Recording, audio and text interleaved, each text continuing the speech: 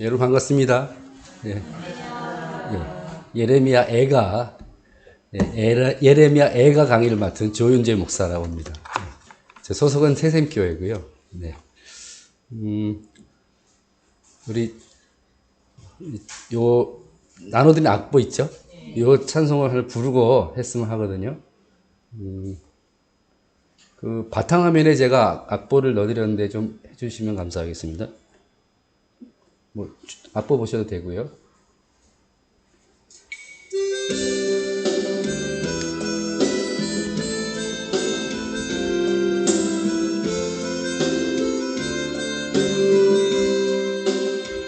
아버지 당신의 마음이 있는 곳에 나의 마음이 있기를 원해요. 아버지 당신의 눈물이 고인 곳에 나의 눈물이 고이길 원해요.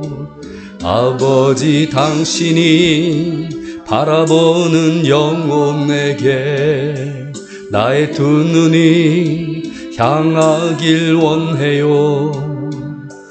아버지 당신이 울고 있는 어두운 땅에 나의 두 발이 향하길 원해요. 나의 마음이 아버지의 마음 말아 내 모든 뜻 아버지의 뜻이 될 수 있기를 나의 온 몸이 아버지의 마음 말아 내 모든 삶 당신의 삶 되기를. 아멘. 시간 관계상 1절만 부르겠습니다. 한 번만. 잠깐 기도하시고 시작하겠습니다. 하나님 감사합니다. 예레미야 애가를 우리가 함께 공부하려고 합니다. 이 말씀을 통해서 저희들에게 알아야 할 것을 알게 해주시고 또 안대로 살아가는 저희들이 되도록 도와주시옵소서. 모든 것 주께 맡기며 예수님의 이름으로 기도합니다. 아멘. 아멘. 예레미야 애가 사실 별로 그렇게 관심 안에 있는 책이라고 할 수는 없죠. 사실 저도 원래 애가를 강의할 마음을 가지고 준비한 건 아니었는데 어쩌다 보니 제가 이 애가를 선택을 해서 강의를 하게 되었습니다. 그래서 제가 우선 여러분에게 나눠드린 것 좀 설명을 드릴게요. 우선 그 파일에다가 제가 나눠드린 그 것들을 좀 넣으시고요. 그리고 제가 이 넘기는 것을 왼쪽에서 오른쪽으로 넘기는 걸 해놨기 때문에 위에를 묶어버리면 사용하시기가 상당히 불편하고 기록하시기도 불편하실 것 같아서 위에 넣지 마시라고 제가 말씀드렸어요. 그래서 좀 불편하더라도 그냥 이렇게 보시면 좋겠고요. 제일 앞에 넣어드린 거는 이제 예레미야 애가 서론격인 그런 내용들이 담겨 있고요. 그 다음에 그 뒤에 달려있는 것은 예레미야 애가 본문입니다. 본문을 제가 복사를 했고 그것을 이제 우리 공부하면서 같이 실제적으로 연구할 그런 자료이고요. 그 뒤에 것도 계속 제가 시간이 되는 대로 나누어 드리도록 그렇게 하겠습니다. 일단 오늘은 이제 거기까지도 아마 다 하기는 어려울 것 같고요. 그 다음에 사인펜이라고 해야 될지 하여튼 색펜이 있어요. 그거는 이제 그 공부할 때 요 사용을 해야 되니까 항상 가지고 다음 강의에도 이걸 가지고 다니셔야 됩니다. 줄 긋고 이런 거 별로 안 좋아하세요? 예전에 원래 보면 우리가 밑줄 쫙 돼지꼬리 땡냐 이런 게 있었는데 그 선을 긋는 데 사용할 그런 펜입니다. 예레미야 애가 그러면 바로 하겠습니다. 예레미야 애가 이제 서론격인데요. 처음 부분은 그 제목과 저자에 관련된 건데요. 뭐 문제 있으면 말씀하십시오. 지금은 이제 여러분 나눠드린 그 서론 그 부분 가지고 잠시 보겠습니다. 제목과 저자 부분입니다. 이 정경적 위치라고 되어 놨는데요. 그 에가라고 하는 책 제목은 그 히브리어 제목인 에카에서 온 것이다. 이렇게 이야기하고 있죠. 에카는 1, 2, 4장의 첫 단어를 따서 붙인 이름이다. 그랬습니다. 펜을 좀 사용해 주실 텐데.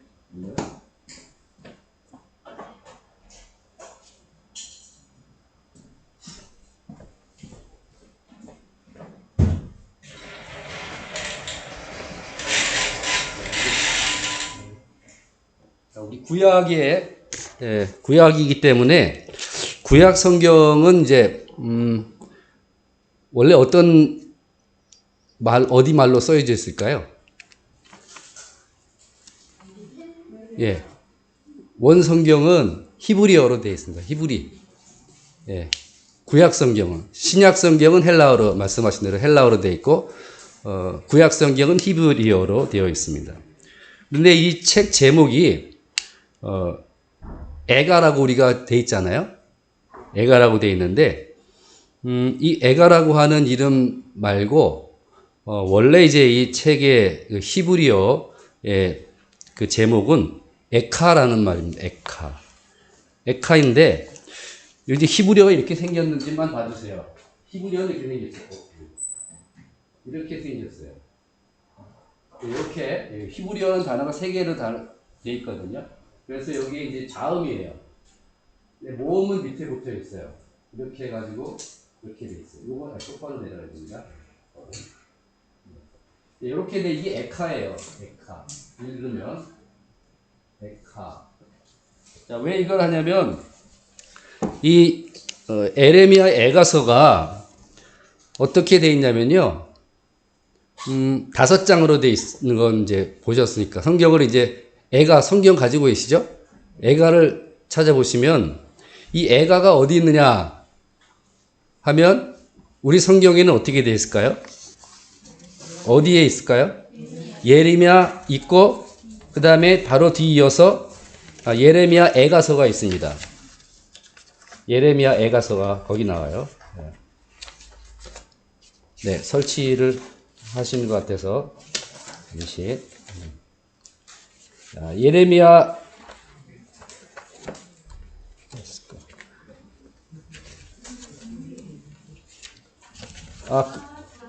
네, 그거는 그냥 선물이 아니고 공부할 때 사용할 도구입니다. 공부할 때 사용할 도구예요. 지금 이제 카메라 설치를 좀 해주시고요. 자, 여러분 교재에 나오는 드린 거기에 이제 그 뒤에 보면 이제 나올 건데, 자, 에카라고 하는 말이 나오는데, 요거 뭐냐면, 자, 예레미야 에가가 전부 1장, 2장, 3장, 4장, 5장, 5개 장으로 되어 있습니다. 그런데 특이하게도 이 1장에서 시작할 때 바로 이 에카로 시작하고 있어요. 또 2장도 에카로 시작하고 있고 4장도 에카라는 말로 시작하고 있어요. 이것도 에카. 이렇게 에카라고 하는 말로 시작하고 있어요. 근데 히브리 성경, 원래 성경은 대부분의 책 제목이 그 성경의 제일 첫 자를 제목으로 하는 경우가 많습니다. 그래서 이 에카라고 하는 게 이 에레미야 에가의 책 제목이에요. 이거는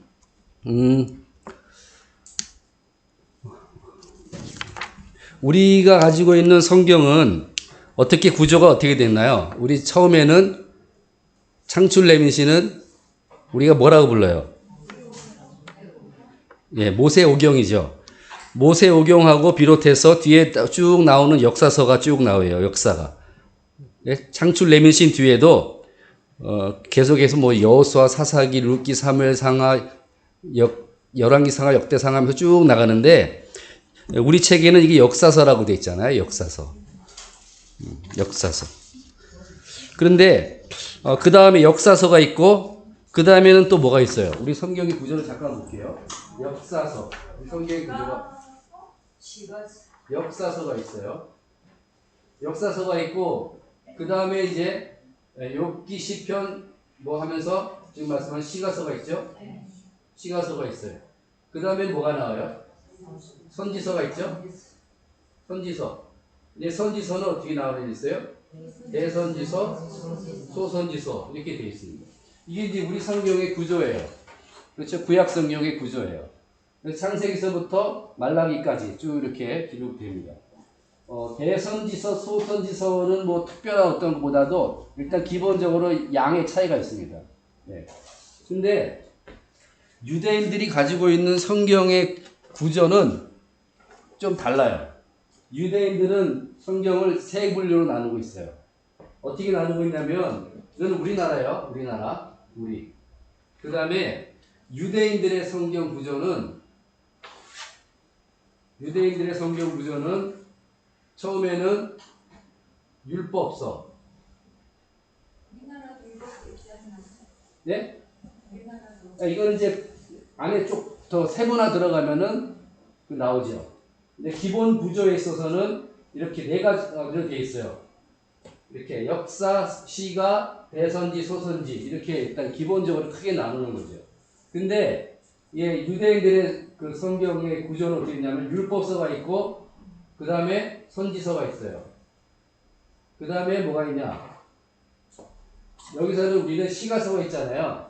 근데 시가서라고 안 부르고 여기 성문서라고 부르는 게 있어요. 이렇게 세 분류로 나눠요. 유대인들의 성경 구조는. 그래서 율법서에는 물론 여기는 이제 창출 레민신 그 다음에 기본이 있고요. 예, 요게 이제 율법서예요. 그 다음에는 선지서들이 있어요. 선지서들에는 우리하고 조금 다르게 우리는 역사서로 구별하지만 유대인들에게 있어서는 전기 선지서, 후기 선지서 나누는데 이 선지서가 여호수아, 사사기, 사무엘, 열왕기 여기까지도 선지서로 보고 있고요. 그 다음에 이제 또 이사야, 예레미야, 에스겔, 또 호세아, 요엘, 아모스 쭉 나가는 말라기까지 선지서가 있어요. 그런데 그 중간에 뭐가 있냐면 그 다음에 성문서라는 게 있어요. 여기에는 어떤 게 들어가냐면 이제 우리가 말하는 시편도 역시 물론 들어가요. 시편, 잠언, 욥기, 아가, 룻기, 에가, 전도서, 에스더, 다니엘, 에스라, 느헤미야, 역대기까지. 조금 우리하고 인식이 좀 다른 면이 좀 있어요. 이렇게 나누고 있죠. 예. 요런 구체적인 거는 뭐 조금 더 깊이 알고 싶다 하는 분들은 또 따로 깊이 연구를 하시면 될 것이고 오늘 제가 말씀드리려고 하는 부분은 이제 거기까지는 아니에요. 일단은 유대인들의 구조가 이렇게 되어 있는데 그러면 이 예레미야 에가서는 그러면 어떻게 되느냐? 예레미야 에가서는 그럼 어디 들어있느냐? 어디 들어있을 것 같으세요? 보니까. 맞습니다. 예, 성문서에 들어있어요. 여기에 대해서는 조금 뒤에 보면 이제 나오니까 그때 가서 한 번 더 말씀드릴게요. 문학적 구조에 대해서.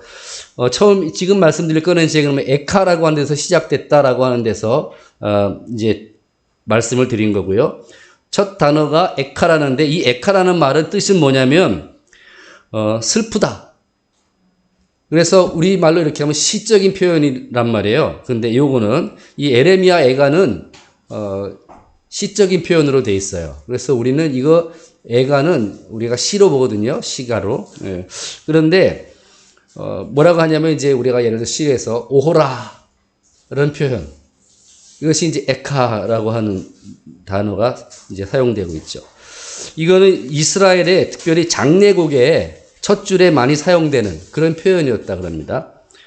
그리고 이게 이제 히브리어 성경의 제목이고 헬라어로 기록된 70인역 그랬는데, 히브리 사람들이 히브리어로 된 성경을 읽다가, 이제 세대가 이제 포로로 잡혀갔다 왔죠? 포로가 있고, 또 세대가 많이 그렇게 지나고 나면서, 히브리어보다, 현재 많이 사람들이 겹하고 있는 그 헬라어 쪽이 더 익숙한 사람들이 이제 많이 생겼고, 히브리어가 더 어려워하는 사람들이 많이 생기게 돼요.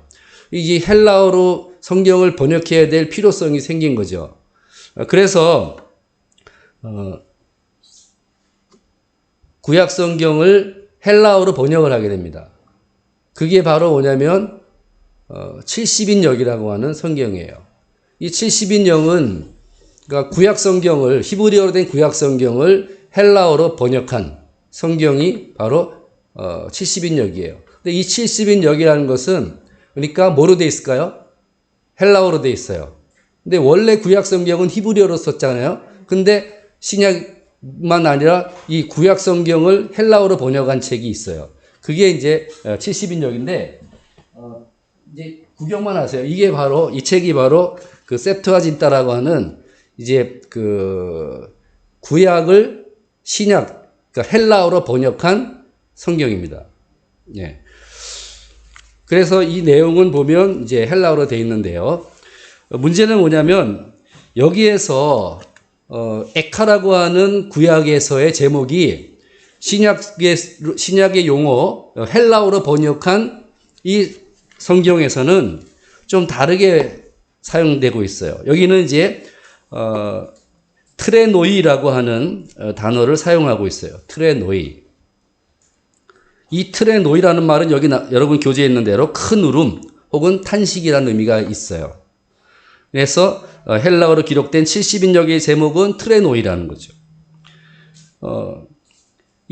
그러면 영어의 그 성경은 어떻게 되어 있을까요? 영어 성경. 예레미야 애가가. 이게 공동 번역 주로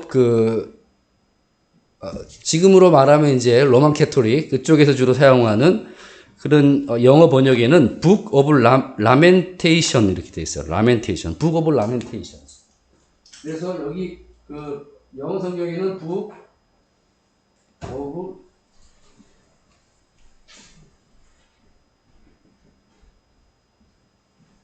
Lamentation이라고 되어 있어요. 이 Lamentation이라는 말은 뭐냐면 라틴어에서 온 말인데 라틴어 라멘타라는 말에서 온 단어예요. 그래서 라멘타라고 하는 라틴어는 무슨 뜻이냐면 울다, 통곡하다 그런 뜻이에요. 슬픔과 비탄과 애통을 담고 있는 그런 의미를 담고 있는 용어죠. 그래서 그렇게 사용하고 있고 우리 개신교에서 사용하는 영어 번역 주로 NASV라든가 또 NIV라든가 이런 성경에서는 Lamentations 이렇게 되어 있어요. 그냥 이것만 사용하고 있어요. Lamentation. 개신교에서 사용하는 영어 성경에는 어떻게 되어 있냐면요. 애가가 어떻게 나오냐면 Lamentations라고 나와 있어요. 예. 그러니까 이제 여러분들이 성경을 우리 한글 성경을 보면 예레미야 애가라고 되어 있는데 그거를 갖다가 다른 번역의 성경에 찾아보려고 그러면은 찾기가 어려워요. 예. 그리고 실제로 이 70인역이라고 셉투아진타나 아니면 히브리 성경을 보면 우리하고 구조가 다르게 돼 있어요. 순서 배치도 달라요. 여기에 대해서 여기 좀 조금 뒤에 이제 언급을 해놨는데요. 우선 자, 이 에가라고 하는 책 제목은 어떻게 됐느냐? 원래 히브리어 제목이 에카라고 하는 것이었고, 네, 요것은 에카라고 하는 말은 예레미야 에가의 1장, 2장, 4장에 나오는 첫 단어가 사용되고 있다. 그것이 이제 에카라고 하는 말인데 이것을 이제 책 제목으로 삼고 있다라는 것이죠. 이것은 이제 슬프다, 오라라고 하는 것으로 번역할 수 있습니다. 근데 이 말이요. 에카라는 말은 어떤 뜻이냐면 사실은 어떻게 이런 의미가 담겨 있거든요. 어떻게 이런 일이. 그럼 우리가 여러분 많이 사용하는 말 중에 아주 적당한 말이 하나 있는 것 같아요. 혹시 여러분 어떻게 이런 일이 할 때 두 글자로 해가지고 사용하는 말 있잖아요. 왜? 모르시겠어요? 어떻게 이런 일이 할 때 그렇죠. 우리 이쪽에서 많이 쓰는 말이 있잖아요. 두 글자로 아니 그 앞에 것만 이런 일이 근데 그 앞에 가로 속에 어떤 말이 예?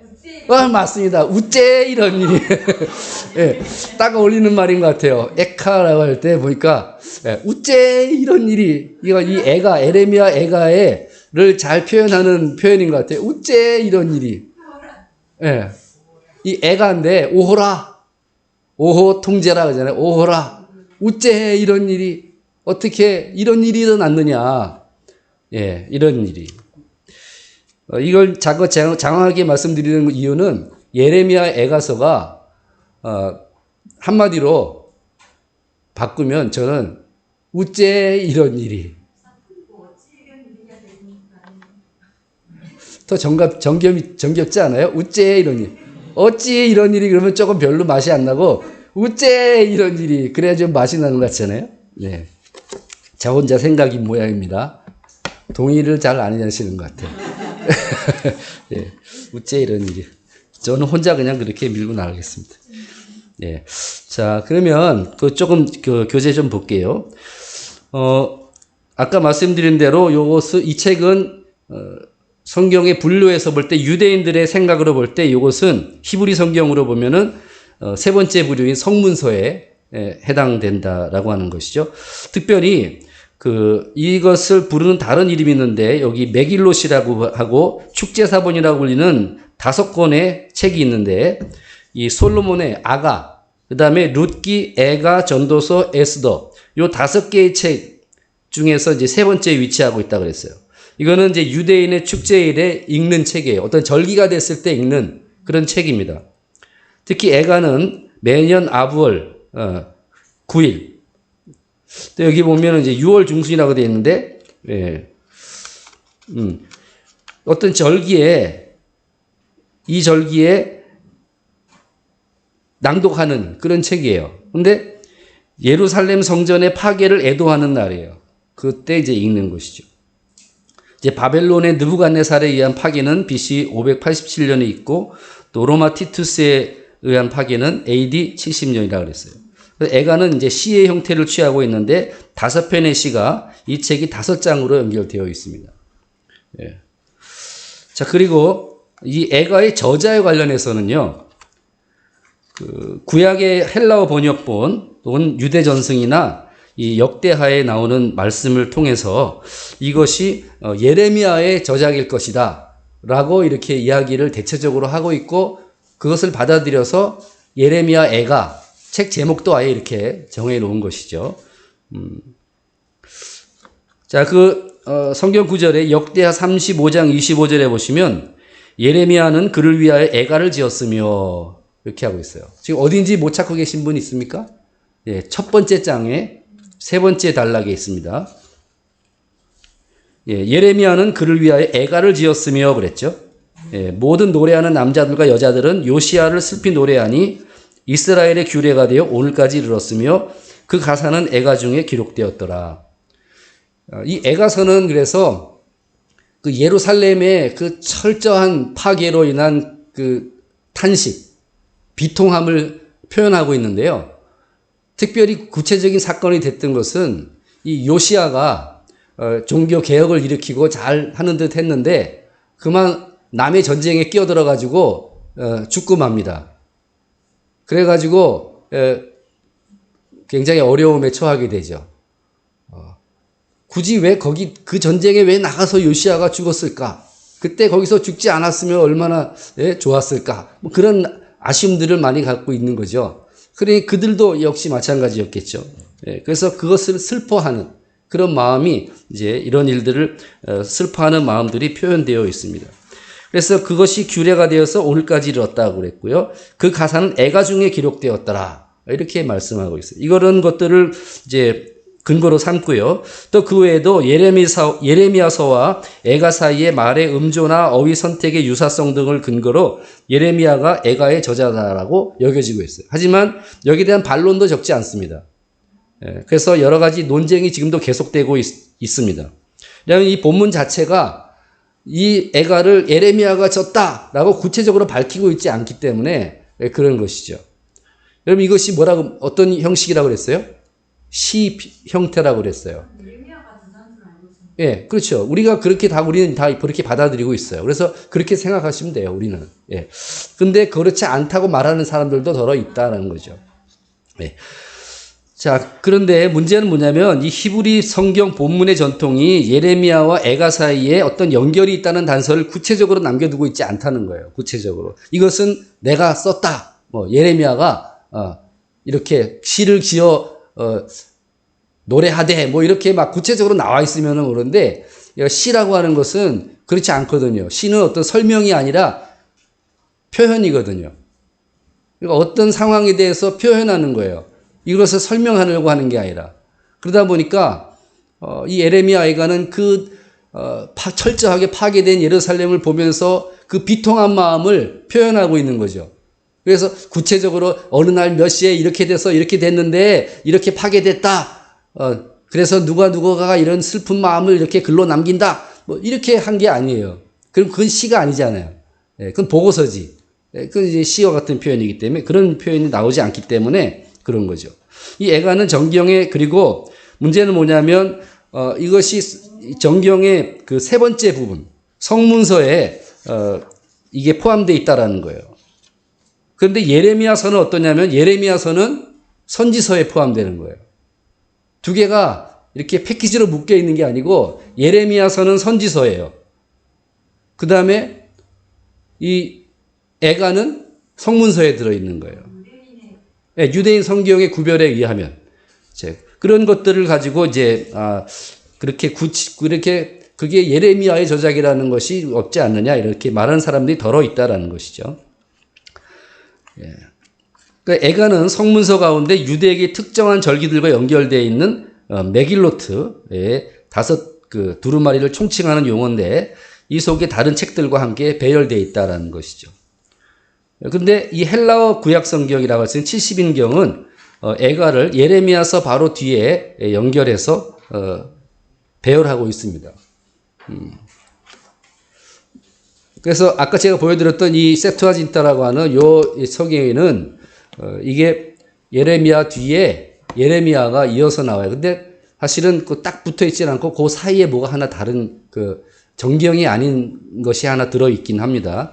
그런데 어떤 그 순서가 그렇게 연결되어 있다라는 거죠. 그리고 에스겔서 앞에 배열해서 예레미야서와 어쨌든 연결을 시켜 놓은 것으로 이해된다라는 거죠. 이런 의견들을 이제 기록한 것은 이제 우리 박철원 교수님이 번역한 최신 구약개론 이런 책들에 보면 그렇게 잘 이야기를 하고 있습니다. 이 책의 어떤 그 시대 배경을 한번 볼까요? 시대 배경을 보면 주전 587년 바벨론 느부갓네살 왕의 군대에 의한 예루살렘의 멸망과 그 이후의 상황에 대한 소견을 적은 글이다. 그러므로 이 책은 포로 시대의 책이라고 할 수 있다 그랬습니다. 네. 이것도 역시 그 앞에 말씀드렸던 그 박철원 교수님이 옮긴 최신 구약개론에서 다루고 있는 내용입니다. 그 요시야와 그의 지지자들은 사회와 종교에 대한 개혁 조치를 취했어요. 그래서 우상 숭배의 물결을 되돌려오려고 많은 노력을 했던 것을 볼 수 있습니다. 이게 열왕기 하에 보면 22장에서부터 23장에 걸쳐서 요시야의 그 종교 개혁에 대한 이야기들이 쭉 나옵니다. 그리고 그 통치 기간 동안에 외국의 어떤 지배로부터 잠시 벗어나서 좀 평안을 누리는 듯 했습니다. 그런데 그만 이 요시야가 나가서 남의 전쟁에 나가서 죽는 바람에 이러한 모든 것들이 다 물거품이 되고 말았던 것이죠. 그런데 요 당시의 상황을 보면 이 중요한 그 역사상 중요한 두 나라가 있어요. 아수르와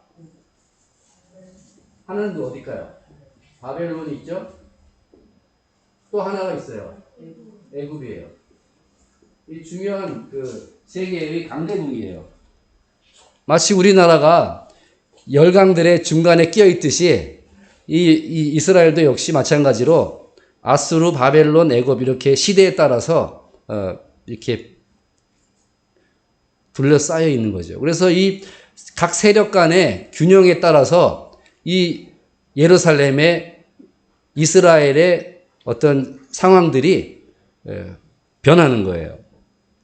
그래서 이제 여러분의 그 교재에 적어 드린 걸 좀 보면요.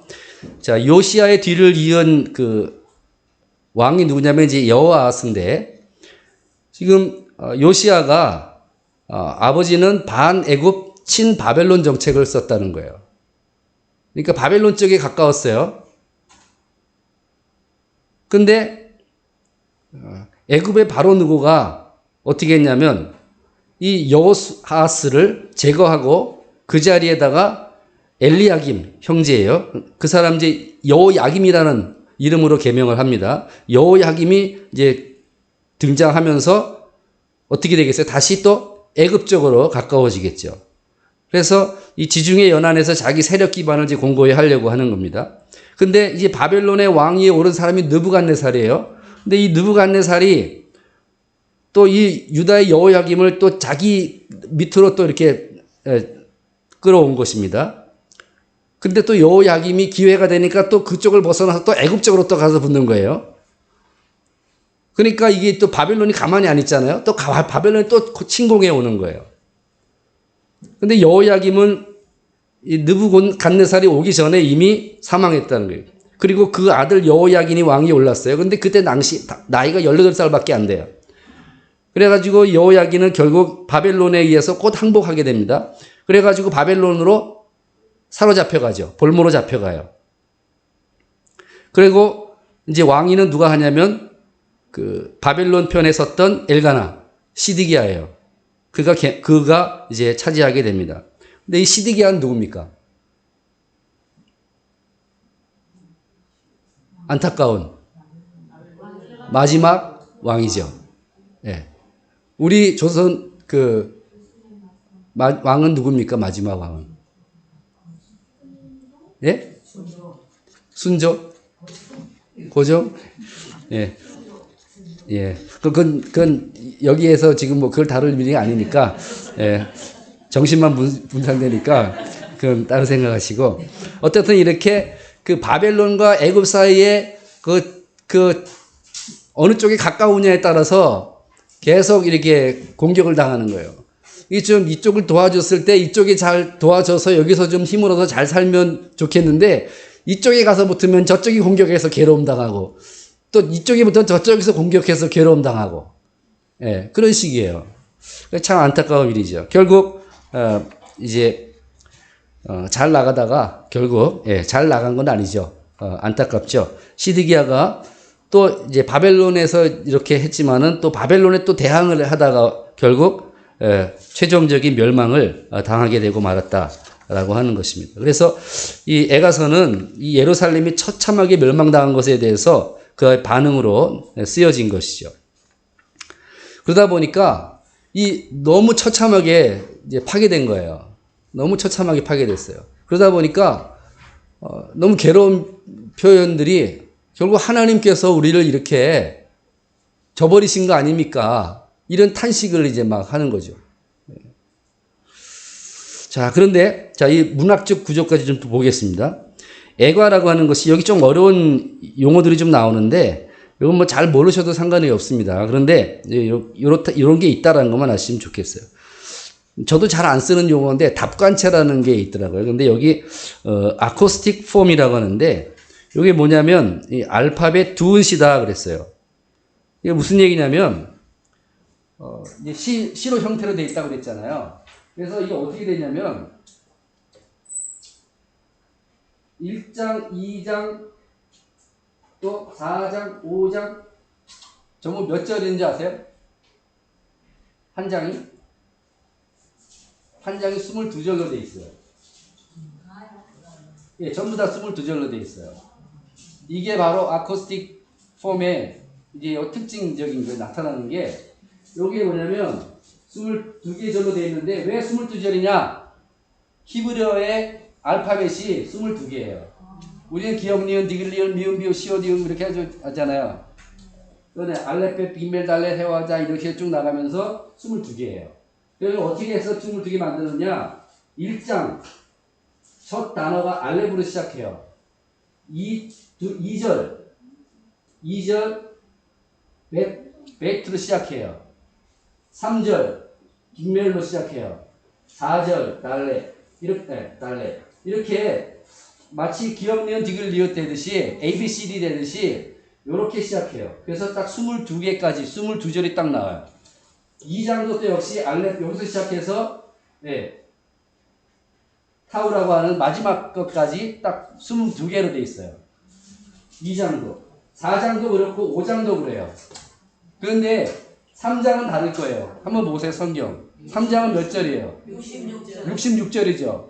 그러면 어떻게 계산해 보세요? 3으로 나눠 보세요. 22가 3개죠. 그러면 어떻게 했을까요? 3장은 3장은 1절이 알렙, 알렙, 알렙. 베이트, 베이트, 베이트. 이렇게 시작해요. 1절이. 1절, 2절, 3절. 예, 예. 이렇게 나가니까 전부 세 배잖아요. 그러니까 66절까지 가는 거예요. 이렇게 해서. 66절까지 가요. 그래서 3장은 다른 장에 비해서 3배로 길어요. 네. 이런 차이들이 좀 있어요. 근데 요 5장은 좀 틀려요. 그 22절이긴 22절인데 요런 형식으로 돼 있진 않아요. 예, 요런 좀 차이는 좀 있어요. 몇 가지 특징이 있었죠? 1장, 2장, 4장은 전부 에카로 시작했다고 그랬고요. 네. 슬프다, 오호라, 뭐 이런 표현들이라고 그랬죠. 그 다음에 각 장이 전부 22절로 돼 있고, 3장은 66절로 돼 있어요. 이렇게 구조가 이런 식으로 돼 있다라는 것이죠. 예. 조금씩의 어떤 그 차이는 있지만 기본적으로 이런 구조로 돼 있다라고 하는 것입니다. 그래서 여기 나온 내용들이 그런 내용입니다. 1장에서 4장까지 모두 히브리어 22자의 두분법으로 구성되었다 그랬습니다. 1장은 첫 자에서부터 마지막 자까지 완벽한 답관체 형식을 취하고 있다 그랬어요. 그래서 절수는 22절.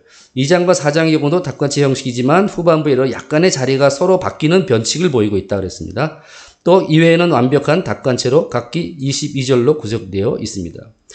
마지막 5장은 좀 그렇게 그 순서대로 되어 있지 않습니다. 그러나 절은 22절이에요. 그래서 어떤 분들은 연구하는 분들은 이것도 나름의 어떤 의미가 있다. 왜 구성 다 전부 순서대로 ABCD 하듯이 알렙벳 기밀달레 쭉 나가다가 왜 마지막에 가서는 그 순서를 흐트렀을까? 여기에도 어떤 구성적인 그런 특징이 있다고 이렇게 보고 있어요.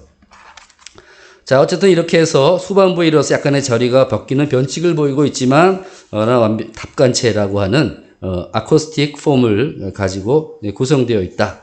네, 라고 하는 겁니다. 3장만 3절씩 반복되어서 총계가 66절이고, 마지막 5장은 답관체 시형체로 되어 있지 않지만, 그래도 절수는 히브리어 알파벳의 개수와 같이 모두 22절로 맞췄다. 네, 이렇게 되어 있습니다. 왜 그러면 이런 두음법을 사용했겠느냐? 여기에 대한 것도 이제 많은 분들이 이걸 정리를 하는 것입니다. 이거 제가 한 건 아니고요. 다른 분들의 이야기를 제가 전해 놓은 겁니다. 첫째는 무엇보다 암기에 쉬워서 교훈의 효과를 높일 수 있다. 암기가 같은 형태로 이렇게 반복돼서 암기하기 쉽다. 그래서 이것을 널리 애송하기 좋도록 한 것이라고 하는 거고요. 그 다음에 왜냐면 이것은 이제 예루살렘의 멸망이라고 하는 것을, 이걸 노래한 것은 이 백성들이 결코 망각해서는 안 될 뼈저린 교훈의 시간이기 때문에 이걸 사람들이 다 잘 알 수 있도록 전파하기 위해서 이런 형식을 취했다라는 거고요. 또 하나는 어떤 이념이나 감정을 완전하게 표현하려고 하는 그런 의도 때문이었다 그랬습니다. 에가를 또 히브리어로는 또 퀴나라고도 하는데 여기에는 이른바 퀴나 리듬이라고 한 독특한 리듬이 있다 그랬어요. 여기에 이제 보통 우리가 이제 시의 리듬 그러면 보통 우리는 어떻게 합니까? 예전에 우리가 시 여러분들이 학생 시절에 시 배울 때 있으면 정형시는 어때요? 3434, 3434, 3543. 이게 이제 우리나라 정형시의 그 틀이잖아요. 기본 틀. 약간의 변형은 있을 수 있지만, 근데 여기 히브리시에서 여기서 이제 퀴나 리듬이라고 할 때는 보니까 저도 잘 모르겠는데, 여기저기 찾아보니까 아무래도 이게, 3개의 덩어리, 2개의 덩어리, 요런 식으로 이렇게 되는 그런 리듬의 형태였다라고, 보여집니다. 그래서 요것이 우리하고 정서가 다르니까, 우리하고 정서가 다르니까 그 사람들, 그 당시에 그 성경을, 본 원문의 성경을 들었던 사람들, 그 사람들이 느끼는 그런 것과 우리가 느끼는 게 좀 다르거든요. 그걸 이해를 하셔야 됩니다. 그래서 그분들이 3이, 3미 이렇게 나가는 것이 어떤 나름대로 특별한 느끼는 정서가 있었다는 거예요. 그렇기 때문에 이것이 나름대로 어떤 그 메시지를 더 슬프고 가슴에 사무치게 만드는 그런 형식으로서 이 리듬을 사용했다. 이렇게 이야기하는 것인데요. 사실 우리로서는 정확히 이해는 안 되는 부분이기도 합니다. 왜냐하면 우리하고 정서가 다르니까요. 그런데 그 윌리엄 라솔이라는 분은 또 기억을 돕기 위한 목적은 이것으로는 이제 왜 애가가 1장부터 4장이 알파벳 두은시로의 형식을 갖추고 있는지를 설명해 주지는 않는 것 같다. 다만 하나의 문학 기법으로 이해될 뿐이다. 이렇게 이야기하고도 있습니다. 어떻든 이제 아울러 애가에서는 알파벳 두은시, 즉 답관체 아코스틱의 그런 형식은 알렙부터 타우. 알렙이라는 것은 이제 알파벳 첫 글자고요. 타우는 마지막 글자입니다. 그러면 우리가 A부터 Z, 예, 같이 기억부터 히읗 이런 식으로 그러니까 처음부터 끝까지 이것을 다 하는 거죠. 다 사용함으로 해서 어떤 전적인 번민과 회한의 감정을 표현하고 여기에 어떤 예술적인 절제를 부여해 줌으로써 그 애가가 통제 불가능한 비탄, 울부짖음 혹은 울분으로 빠지는 것에서 지켜준다. 이렇게 주장한 분도 있습니다. 그러니까 이것이 어떤 나름대로의 형식을 가지고 쭉 진행되면은 이게 우리에게 깊은 어떤 정서적인 울림을 주지만 거기에서 또 너무 벗어나지 않도록 그것을 어떤 나름대로의 울타리를 쳐주는 그런 나름대로의 기능도 할 수 있다라고 하는 것입니다. 그래서 이제 이런 부분들을 이제 잠깐 볼 수 있고요. 그 신명기하고 구별하는 것은 이제 다음번에 보시고요. 오늘은 그 뒤에 있는 거를 잠깐만 해보기 위해서 조금만 시간 얼마 안 남았지만 한번 보겠습니다. 여러분 그 본문 보시죠. 본문에 보시면 여러분들이 이제 이 애가서를 직접 이제 들여다보시게 될 것입니다. 본문 복사한 부분을 좀 펼쳐주세요. 그래서 자 여러분 그 펜들을 좀 다 꺼내시고요. 자 여기서 이제 몇 가지 작업을 할 건데요. 이 1절에서 6절까지만 볼게요. 첫 번째 장. 자, 본문 복사한 거요. 아니 여기 교재 여기 복사하신 거. 예, 성경 말고 여기다가 여기 보시면 예, 요 서론 부분에 이어서 성경 복사한 부분이 있죠. 1장 1 돼 있고 1절부터 6절까지만 나와 있을 거예요. 왼쪽에 나와 있죠. 자, 여기서 제가 말씀드린 대로 한번 작업을 한번 해 보세요. 우선 요 1장 1절에서 6절 사이에 시간과 관련된 표현이 있으면 한번 찾아서 표시를 한번 해 보세요. 시간과 관련된 표현.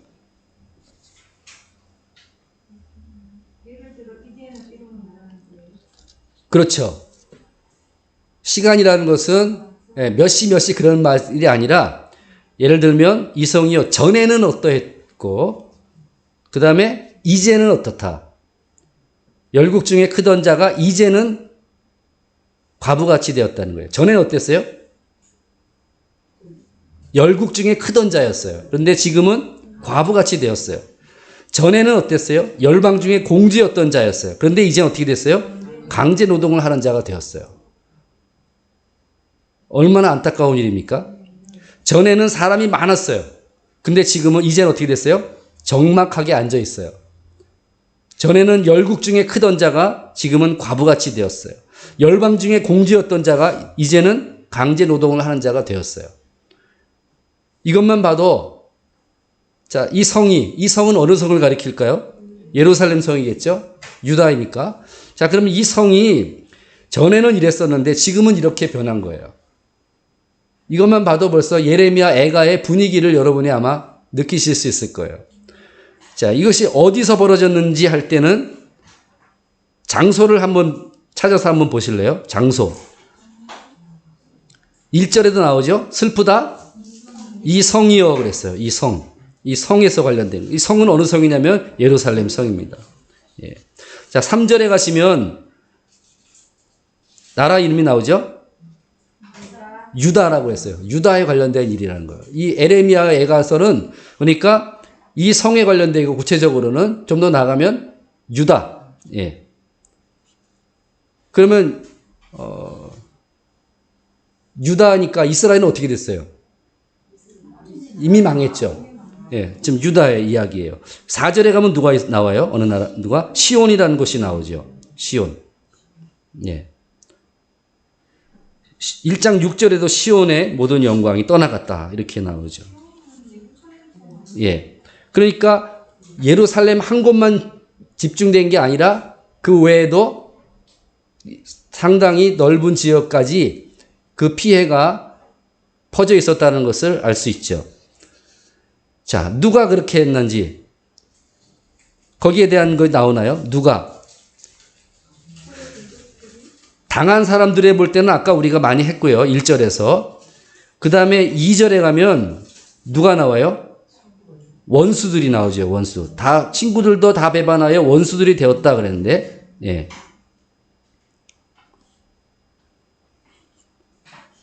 또 나오나요? 그 원수들이라는 것 이름은 자주 나옵니다. 원수들. 그래서 대적이 되었다. 이렇게 나오고 있죠.